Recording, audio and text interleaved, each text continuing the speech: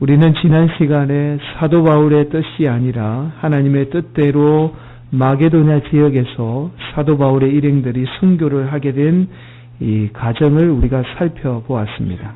오늘 본문에서 사도 바울은 마게도냐의 첫 성인 빌립보에 이르게 됩니다. 여러분, 우리가 빌립보서 강해에서 우리가 살펴보았듯이 빌립보는 로마의 식민지이면서 아주 독특한 도시입니다. 왜냐하면 로마를 위해서 평생을 위해서 싸웠던 패역한 군인들이 로마의 시민권을 얻고 또 그곳에서 살았던 도시가 바로 빌립보입니다. 그래서 유독 패역한 군인들이 많았던 도시가 빌립보입니다. 자, 오늘 본문에서 마게도냐의 첫 성이라고 말합니다. 이것은 어떤 첫 번째 성이라는 뜻이 아니고 마게도냐에서 가장 큰 성이라는 뜻입니다. 자, 마게도냐 지역에서 가장 화려하고 큰 도시가 바로 빌립보였습니다. 자, 사도 바울의 일행이 빌립보에 이르러서 이 자색 옷감 장사인 루디아를 만나서 예수님을 전하게 됩니다. 그러자 이 루디아가 예수님을 믿게 되는 역사가 일어나게 되죠. 루디아가 예수님을 믿게 되자 루디아의 집이 바로 하나님을 예배하는 예배의 처소가 됩니다. 하루는 사도 바울의 일행이 루디아의 집을 향해서 가는데 귀신 들린 여종을 하나 만나게 되죠. 이 귀신 들린 여종이 사람들에게 점을 쳐주어서 그 주인에게 이 많은 물질의 이득을 주었습니다. 이 귀신 들린 여종이 사도 바울의 일행이 지나가는 것을 보고 막 소리를 지른 거예요. 어떻게 소리를 지르냐면 하나님의 종으로서 우리에게 구원을 베풀 자다라고 하면서 막 소리를 질렀던 겁니다. 자, 오늘 본문 17절 말씀이죠. 우리가 함께 봉독합니다. 그가 바울과 우리를 따라와 소리질러 이르되 이 사람은 지극히 높은 하나님의 종으로서 구원의 길을 너희에게 전하는 자라 하며, 귀신 들린 여종이 이 하루 이틀도 아니고 사도 바울이 지나갈 때마다 이렇게 소리를 지른 거예요. 자, 오늘 본문에 의하면 사도 바울이 참다가 안 돼서 예수님의 이름으로 이 귀신을 쫓아내 버리죠. 아마도 처음부터 사도 바울이 귀신을 쫓아내려고 했던 게 아니었던 것을 우리가 발견하게 됩니다. 하도 사도 바울을 괴롭히고 따라다니니까 하는 수 없이 이 귀신을 쫓아낸 겁니다. 자, 이 여종에게 귀신이 나가버리자 더 이상 점을 쳐도 어떤 능력이 나타나지 않게 된 거죠. 자, 그러자 여종에게 사람들이 더 이상 점을 치러 오는 일이 없게 된 겁니다.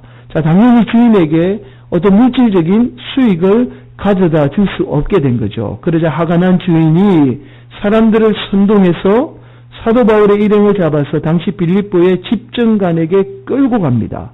여러분, 이 집정관이라는 것은 컨설이에요. 영어로 컨설인데 지금은 이제 영사라고 의미로 사용되지만 당시는 로마에서 파견된 형정에서부터 군사권을 가진 통치자를 이끌는 말입니다. 이 집정관이 가만히 여종의 주인의 이야기를 들어보니까 사도 바울의 일행이 이 로마에서 허가하지 않는, 로마 제국에서 허가하지 않는 어떤 것들을 전하고 또 사람들에게 소동을 일으킨다라고 생각을 한 겁니다. 그래서 여종의 주인의 말만 듣고는요, 옷을 찢어 벗기고는 채찍으로 심하게 매질을 가하죠. 그리고 또 정치범이 수용하는 깊은 옥에 착고에 채워서 가두어 버립니다. 자, 오늘 본문 23절, 24절 말씀이죠. 제가 봉독합니다. 많이 친 후에 옥에 가두고 간수에게 명하여 든든히 지키라 하니 그가 이러한 명령을 받아 그들을 깊은 옥에 가두고 그 발을 착고에 든든히 채웠더니, 여러분, 아마도 깊은 옥에 가두었다라는 것을 볼 때에요, 이 사도 바울의 일행을 어떤 정치범으로 생각을 했던 것 같습니다. 선동을 일으키는 정치범으로 생각해서 가장 깊은 옥인 정치범이 수용되는 곳에 사도 바울의 일행을 가두었던 거죠. 여러분, 고린도후서 11장 24절 25절에 보면 이렇게 말씀합니다. 유대인들에게 40에 하나 감한매를 5번 맞았으며 3번 태장으로 맞고, 여러분, 오늘 본문에서 심하게 채찍을 당했다라는 것은 바로 이 고린도후서 11장 24절 25절에서 말하는 태장을 이야기합니다. 여러분, 제가 지난번 시간에 언제 여러분들에게 말씀드렸죠. 태장은 채찍 끝에 쇠붙이가 달린 채찍을 말합니다. 그래서 이 사람이 40대 이상 맞으면 죽습니다. 그래서 법으로 어떻게 해요?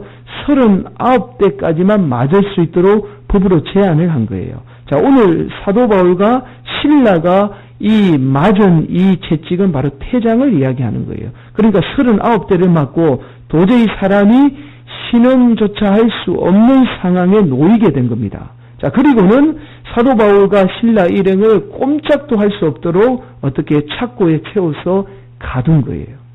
자, 이런 상황 속에서 사도 바울이 실라와 함께 기도하며 찬송을 하게 됩니다. 그러자 기도와 찬송을 제수들이 다 들은 거예요. 왜 제수들이 다 들었느냐 하면 도저히 저 사람들이 기도하고 찬송할 수 없는 상황임에도 불구하고 찬송하고 기도하니까 놀라워서 그들의 찬송과 기도를 들은 겁니다. 자, 여러분, 그리고 그때에 지진이 일어나고 지진 때문에 옥터가 움직이면서 감옥의 문이 다 열리게 된 거예요. 자, 심지어는 사도 바울과 실라를 묶고 있던 착고까지 다 풀리게 된 겁니다. 그 감옥에 있던 모든 사람들이 다 풀리게 된 거예요.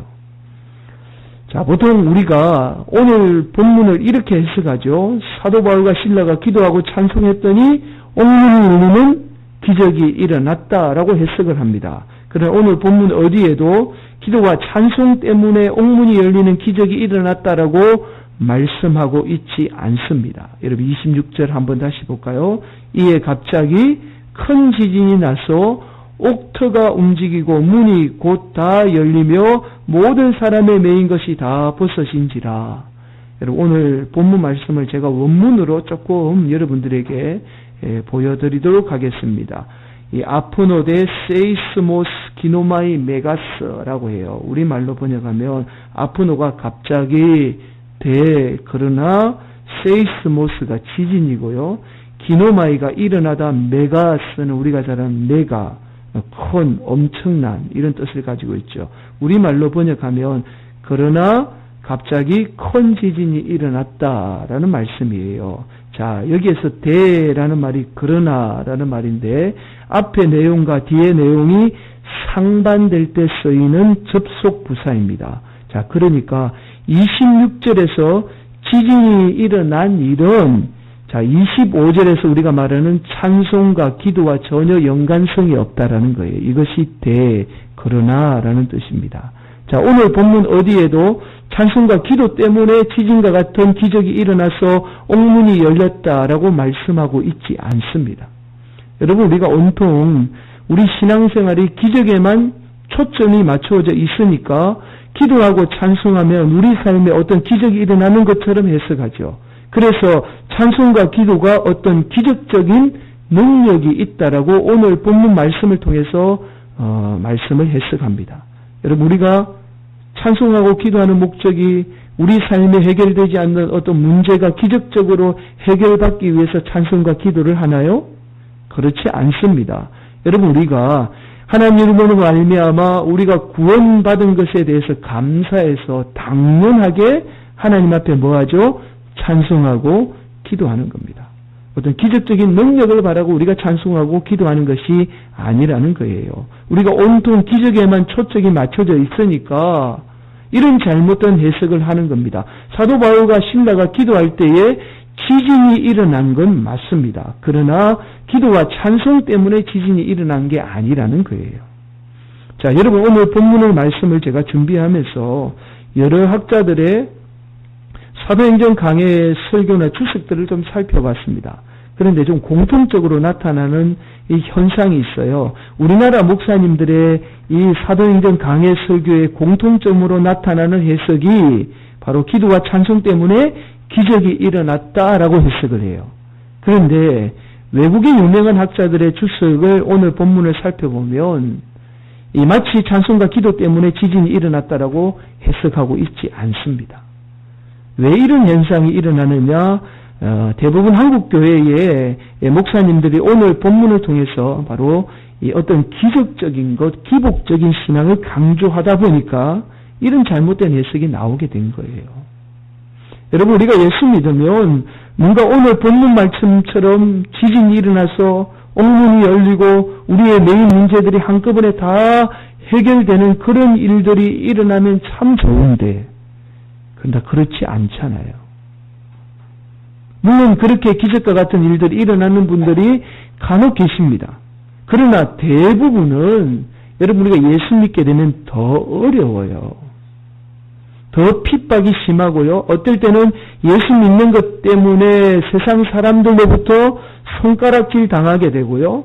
우리가 받지 않아도 될 비난까지도 받게 됩니다. 왜? 예수 믿는 것 때문에. 그게 우리의 삶이에요. 그게 예수 믿으면 일어나는 일들입니다. 우리 삶의 문제가 한순간에 옥문이 열리듯이 다 열리지 않습니다. 여러분 지금 이제 고대 빌립보 유적지를 찾아가 보면요. 이 지역에 당시 얼마나 이 지역의 이 빌립보 도시가 얼마나 발달되고 화려한 도시였는지를 알 수가 있어요. 그 유적을. 사진을 보시면 이제 아시겠지만 놀랍게도 이 도시가 약 1000년 전에 대지진으로 인해서 다 매몰이 되었습니다. 그래서 지금도 여기에 가면 한참 이제 발굴 중에 있는 도시가 이 빌립보 도시예요. 그러니까 이 사도 바울 당시만 해도 이 지역에 지진이 너무나 빈번하게 일어났던 도시가 빌립보였습니다. 자, 여러분 오늘 본문 27절 말씀해 보면요. 간수들이 자다가 깨는 모습이 나와요. 여러분 지진이 일어나면 어떻게 해야 되죠? 사람들이 놀라야 되잖아요. 그런데 오늘 27절에 보면 아무렇지 않게 간수가 이 지진이 일어났음에도 불구하고 자다가 일어나는 모습을 발견하게 되죠. 그것은 그만큼 그 당시 빌립보 지역이 어떤 지진이 일상화되어 있었음을 우리가 단적으로 발견할 수 있는 대목입니다. 또 하나, 여러분 오늘 본문 26절에서 말하는 찬송이 오늘날 우리가 말하는 찬송의 형태가 아니에요. 그러니까 오늘 본문은 이제 찬송을 힘내오라고 해서 우리가 말하는 오늘날 노래의 형태와 전혀 다른 겁니다. 여러분 우리가 에베소서 5장 19절에 보면 이렇게 말씀하죠. 시와 찬송과 신령한 노래들로 서로 화답하며 너희의 마음으로 주께 노래하며 찬송하며. 여기서 찬송이 오늘 본문에서 말하는 찬송과 똑같은 힘내어예요. 그런데 오늘날 지금의 형태로 노래를 부르는 것은 여기에서 분명히 나오죠. 신령한 노래라는 거예요. 오대라고 이야기하죠. 이것이 이제 노래라는 거예요. 지금의 노래의 형태와 따로 구분이 되어 있죠. 동일하게 골로새서 3장 16절 말씀도 마찬가지예요. 그리스도의 말씀이 너희 속에 풍성히 거하여 모든 지혜로 피차 가르치며 건면하고 시와 찬송과 신령한 노래를 부르며 감사하는 마음으로 하나님을 찬양하고. 여기서도 뭐가 구분되죠? 시와 찬송과 신령한 노래로 구분이 되어 있어요. 그러니까 여러분 오늘 본문에서 말하는 찬송은 일종의 시편가입니다. 자, 시편은 주로 다윗의 노래이죠. 대부분 어떠냐면 엄률이 없어요. 엄률이 없고 그냥 가사로 된 시입니다. 말하듯이 하는 게 시편가예요. 자, 그러니까 주로 다윗의 고난에 대한 내용이죠. 그러니까 오늘 본문에서 사도 바울이 이 신라와 함께 찬송한 것은 바로 이 시편가를 통해서 어떻게 해요? 자신의 고통과 아픔을 하나님께 호소한 거예요. 노래한 게 아니고 호소한 거라는 겁니다. 마치 지금의 찬송으로 해석하는 것은 무리가 있어요. 그래서 지금의 어떤 기도와 찬송의 형태가 하나님의 어떤 기적을 가져오고 그런 형태로 말하는 것은 이 오늘 본문의 해석에 무리가 있다라는 거예요. 자, 여러분 우리가 오늘 본문에서 우리가 중요하게 여겨야 할 것이 바로 찬송과 기도할 때에 지진과 같은 기적이 일어난 게 중요한 게 아니고, 자, 어떻게 저 상황 속에서 좌절하지 않고 포기하지 않고 찬송과 기도할 수 있었는가가 중요합니다. 이해가 되시죠? 네, 여러분 사도 바울이 당하는 그 고난과 고통 가운데서도 그들이 포기하지 않고 좌절하지 않고 기도하고 찬송했다라는 그 자체가 더 큰 기적이라는 거예요. 여러분 앞서서 제가 태장에 대해서 말씀을 드렸습니다. 태장은 39대를 맞는다라는 것은 보통 사람으로는 도저히 어떤 기절하거나 쓰러지거나 아주 어떤 좌절해서 포기할 수밖에 없는 상황이에요. 자, 그럼에도 불구하고 찬송과 기도했다라는 거예요. 사도 바울이 이 감옥에 갇힌 경험이 많은 것도 아니었습니다. 여러분, 오늘 본문이 사도 바울이 처음으로 감옥에 갇히는 거예요. 여러분, 사람은 항상 처음이라는 것은 사람에게 두려움을 가져다 주죠. 여러분, 절망하게 만들어요. 다 절망하고 좌절할 수밖에 없는 상황임에도 불구하고 오늘 본문은 사도 바울과 실라가 포기하지 않고 하나님 앞에 찬양하고 기도하는 모습을 발견하게 됩니다. 오늘 본문에서 강조하는 것이 바로 이 상황을 강조하고 있습니다. 그래서 여러분, 오늘 본문에서 보세요. 많이 친 후 또 뭐라고 얘기죠? 깊은 오 또 강조하는 것 한밤중에 이것이 상징적으로 나타내는 것이 무엇이냐 하면 우리 인생 가운데 사도 바울과 실라 가운데 충분히 좌절하고 절망할 수밖에 없는 상황임에도 불구하고 바로 그들이 찬송하고 기도할 수 없는 상황임에도 기도하고 찬송했다라는 것을 오늘 본문을 통해서 바로 말씀하고 있는 겁니다. 여러분, 절망적인 순간이었다라는 거예요. 그런 상황 속에서도 절망하지 않고 낙심하고 찬송하고 기도했다라는 겁니다. 여러분, 사랑하는 성도 여러분, 지진이 일어난 것보다 더 큰 기적이 바로 이 상황 속에서도 절망하지 않고 낙심하지 않고 하나님만 바라보고 찬송하고 기도했다라는 것이 더 놀라운 기적이라는 거죠. 여러분, 아무나 절망적인 상황 속에서 기도하고 찬송할 수 있는 게 아닙니다. 기도하고 찬송할 수 있다는 건 뭐죠? 구원받은 하나님의 백성에게 주신 특권이에요. 하나님 자녀만이 할 수 있습니다. 여러분, 세상 사람들은 자신의 생각대로 안 되면 뭐라고 이야기해요? 신세 한탄하고 남 탓하죠. 남 때문에 내가 못됐다라고 이야기합니다. 그러나 구원받은 하나님의 자녀는 힘들고 어려워도 찬송하고 기도할 수 있습니다. 왜냐하면 우리가 구원받았기 때문에 그래요.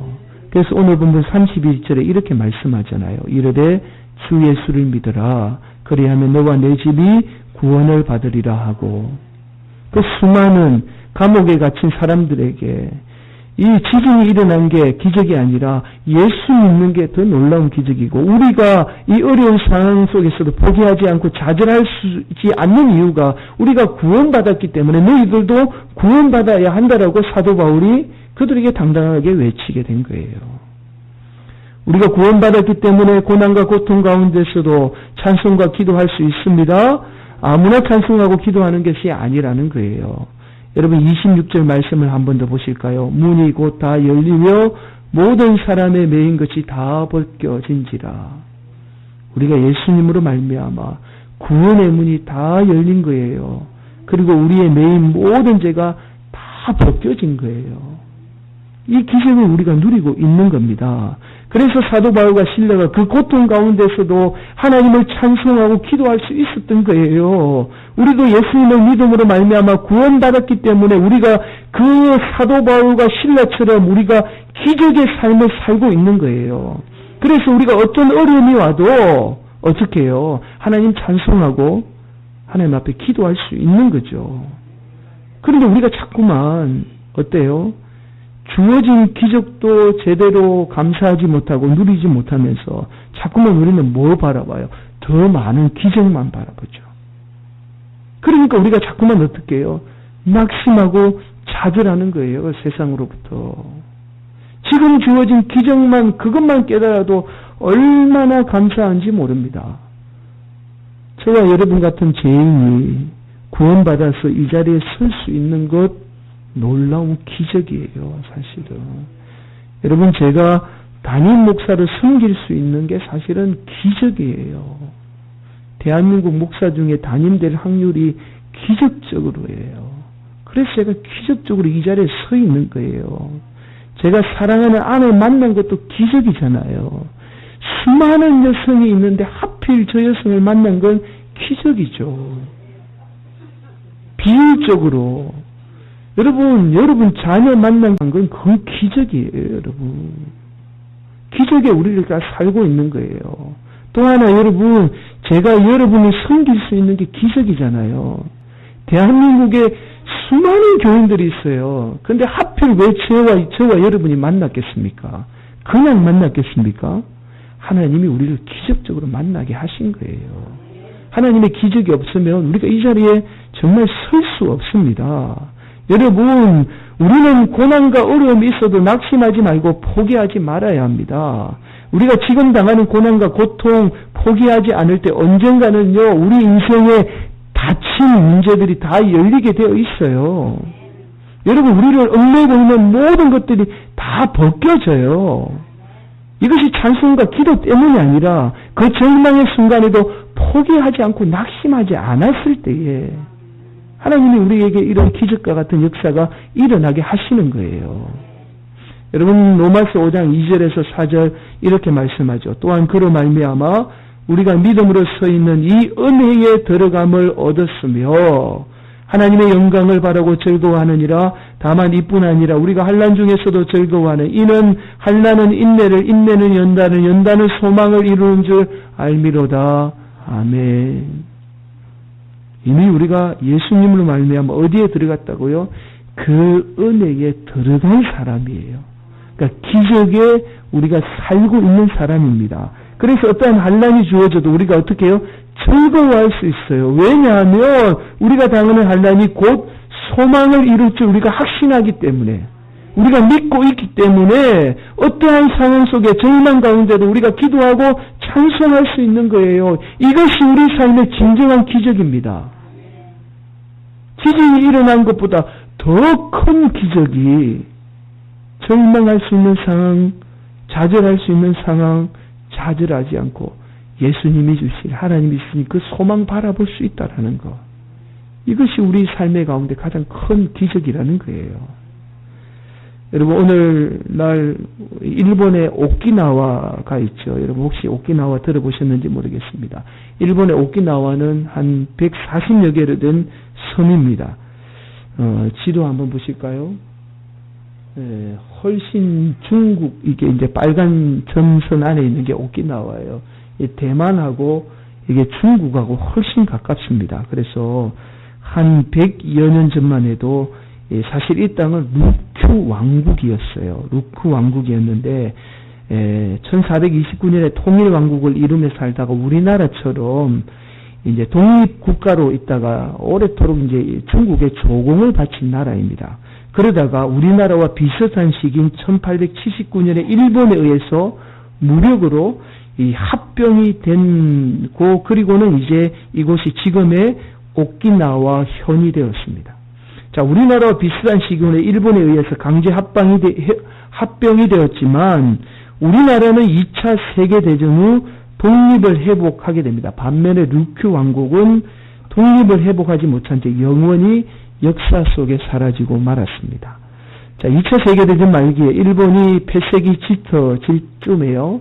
1944년 11월 22일부터 27일 동안 미국의 루즈벨트 대통령, 영국의 처칠 수상, 중국의 장제스 총통이 이집트의 카이로에서 만나 카이로 회담을 합니다. 여기에서 카이로 선언을 발표하게 되죠. 그 내용이 일본이 무력으로 점령한 나라들을 반환해야 한다라는 내용이 주된 내용이었습니다. 자, 이 선언에서 최초로 우리나라의 독립이 거론이 되었습니다. 이 회담에서요, 루즈벨트 대통령은 일본이 무력으로 합병한 루큐 열도를 중국이 원한다라면 중국에게 넘겨주겠다라고 장제스 총통에게 제안을 합니다. 그러나 장제스 총통은요, 이 제안을 거절해요. 자, 만약에 그때에 장제스 총통이 루즈벨트 대통령의 제안을 받아들였다라면 아마 오늘날 오키나와는 지금의 중국령이 되어 있거나 아니면 우리나라처럼 독립된 아마 독립국가가 되었을 겁니다. 그런데 장제스 총통이 이 루즈벨트 대통령의 제안을 거절해요. 거절하는 이유가 여러 가지 설이 있습니다만, 그러나 이 루즈벨트 대통령의 제안을 거절을 한 이 장제스 총통은요, 우리나라와 전혀 상관이 없음에도 불구하고 오히려 대한민국의 독립을 주장을 해요. 자, 정작 동국의 이득이 되는 루큐 열도에 대해서는 무관심하던 이 장제스 총독이 대한민국 독립에 대해서 주장한 이유를 이렇게 설명합니다. 루큐 열도는 독립을 할 의지가 없다라는 거예요. 그래서 독립투사들이 없었지만 조선에는 자기 목숨을 아끼지 않고 수많은 독립투사들이 있었다라는 거예요. 특히 장제스 총독은 청년 윤봉길 의사의 의거에 깊은 감명을 받게 됩니다. 당시 26세밖에 안 됐던 청년 윤봉길은 홀로 일본의 수뇌부에 들어가서 일본군의 수뇌부를 완전히 괴멸시켜요. 이 일을 두고 장제스 총통은 이렇게 평가를 합니다. 중국의 100만 대군이 이루지 못한 일을 조선 청년 한 명이 해냈다라고 평가를 하고요. 이 사건 이후에 감명을 받아서 장제스 총통은 거들떠보지도 않던 대한민국 임시정부의 든든한 후원자가 됩니다. 그리고 실제로 카이로 회담에서 대한민국의 신탁을 주장했던 영국의 처칠 수상, 대한민국은 혼자 살아남을 수 없는 나라이기 때문에 반드시 다른 나라가 신탁을 해야 된다라고 영국의 처칠 수상의 그 제안을 완곡하게 거절하고요. 장제스 총통은 대한민국은 반드시 독립이 되어야 될 나라이다라고 국제적으로 천명을 하게 됩니다. 여러분, 우리나라가 일제의 속박에서 스스로 벗어날 수 있는 힘이 없었습니다. 그러나 윤봉길 의사와 같이 절망의 상황 속에서도 굴하지 않고 대한독립 만세를 외치며 자기를 희생했기 때문에 하나님이 이 나라 이 민족 가운데 기적을 베풀어 주셔서 우리가 독립을 하게 된 겁니다. 여러분, 지난 금요일은 일제 아제의 항거에서 3.1 만세 운동을 벌인 100주년이 되는 날이었습니다. 1919년 3월 1일 탑골공원에서 시작된 대한독립 만세 운동은요, 14일에 걸쳐서 2주간의 전국에 걸쳐 약 276회에 이르는 만세 시위를 벌이게 됩니다. 당시 인구의 10%라는 200만 명이 만세 시위에 참여합니다. 그 중에 7,500명이 살해를 당해요. 그리고 무려 16,000여 명이 부상을 당합니다. 이 3.1 운동이 바로 대한민국 교회의 지도자와 우리 믿음의 선조들이 일으킨 운동이에요. 그래서 대부분 교인들이 죽고요. 그래서 49개의 교회와 학교는 몇 군데 안 되고 대부분 교회가 불에 탑니다. 그리고 715호의 민가가 불에 타는데 이 민가의 대부분의 주인이 누구라고요? 우리 바로 믿는 교인들의 집이 불에 타요. 여러분, 경찰에 검거된 숫자만 46,000명이 옥고를 치르고요. 이 중에서 7,819명이 유죄 판결을 받았습니다. 이 유죄 판결을 받은 사람이 대부분 기독교인이었습니다. 이 3.1 운동 당시에 외쳤던 대한독립 만세야말로 우리 민족이 가장 절망 가운데에 우리 믿음의 선조들이 하나님을 향해서 외쳤던 기도이자 찬송이었습니다. 여러분, 윤봉길 의사가 1932년 4월 29일에 거사를 진행하며 일체 앞에 당당히 외쳤던 대한독립 만세가 바로 하나님 앞에 부르짖었던 기도이자 찬송이었습니다. 윤봉길 의사가 사형선고장에서 죽음 직전에 일제에 굴하지 않고 당당히 외쳤던 대한독립 만세가 절망 가운데도 포기하지 않고 하나님 앞에 외쳤던 기도이자 찬송이었습니다.